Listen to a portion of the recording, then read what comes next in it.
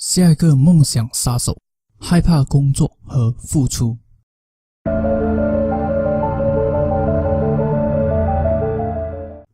这是这样的 Frank， 我以前试过很努力的追求我的梦想和目标，但是阻止我的是它太难了，我需要放入很多的心血和努力。这个工作实在是让我太痛苦了，想要实现我的梦想太痛苦了。在现实中，我们的大脑对于舒适感的追求是你很难想象的，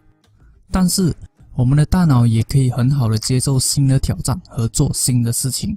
当你找到一个你有热忱的工作，大脑还可以进入到流动状态。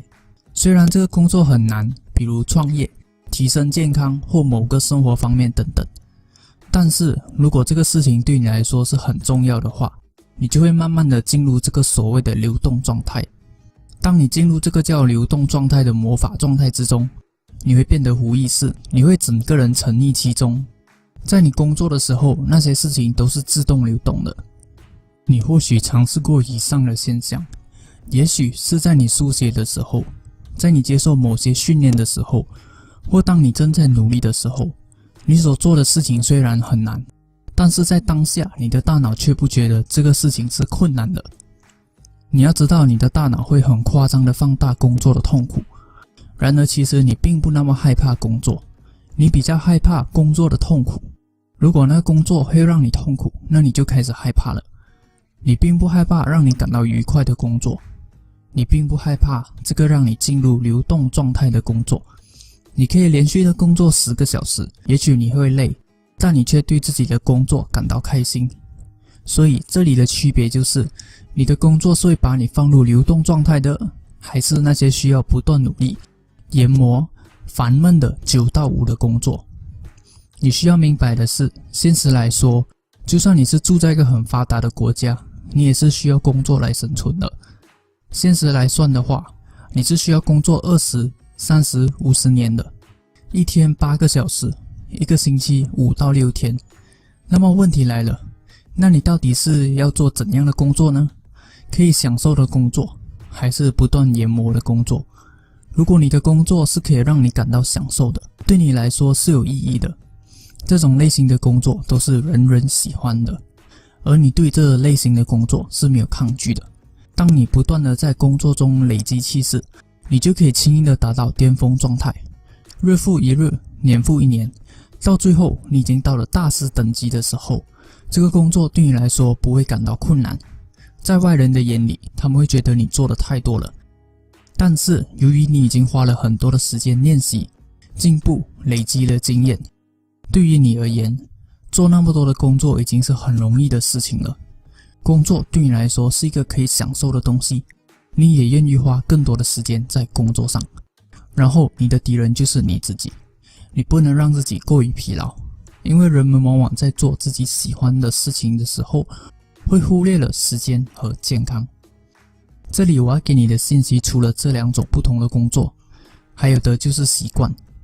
所以当你没有培养健康的习惯、积极的习惯的话，那么所有的东西在你眼中都是困难的，就连出去做一些事情都会让你感到不可能。比如我让你坐下来写一本书出来，然后你是一个没有写过文章的人，这会让你感到折磨、噩梦，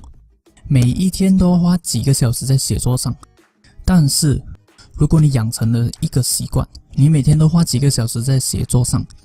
一天你可以写出10页的话，到了1个月的时间，你就有了这个写作的气势，因为你已经养成了写作的习惯。维持这个10页的写作，对你来说可能就比较简单了。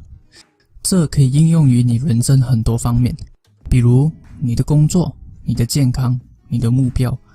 当你养成一种习惯的话，你的工作就渐渐的不再是工作，而是你自然会做的事情了。另一个你需要考虑的是，今天你所谓的工作在未来可能会改变。在你不断的进步、不断的练习的时候，它是有机会改变的。比如我在我生活中发现的是，当我开始做某些事情的时候，比如去学习怎么和女生沟通、怎么健身、怎么管理好饮食等等，我会发现我的品味变了，能够让我感到快乐的事情也变了。如果你现在的工作不能让你感到开心或享受了的话，那你要考虑你的品味可能会变。当你持续做某些东西，你的品味可能因此改变。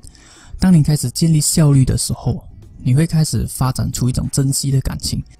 当你不断的越来越深的努力，你会发现它里面有趣的事情。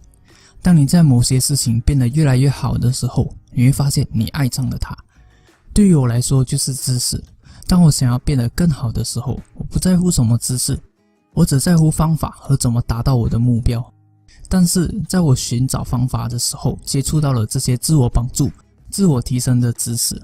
我发现我需要读很多的书本。我心想，我真的要这样做吗？读那么多书很浪费时间和金钱的呢。但是随着我慢慢的探讨和理解，我已经爱上了它们。现在阅读已经成为了我生活中的一部分，读书已经不再是烦闷的，而是可以让我感到开心享受的。所以我想说的是，你也可以做得到，只要你努力下去就会有成果的。今天的视频就到这里，记得订阅人生课堂，也看到更多更好的视频。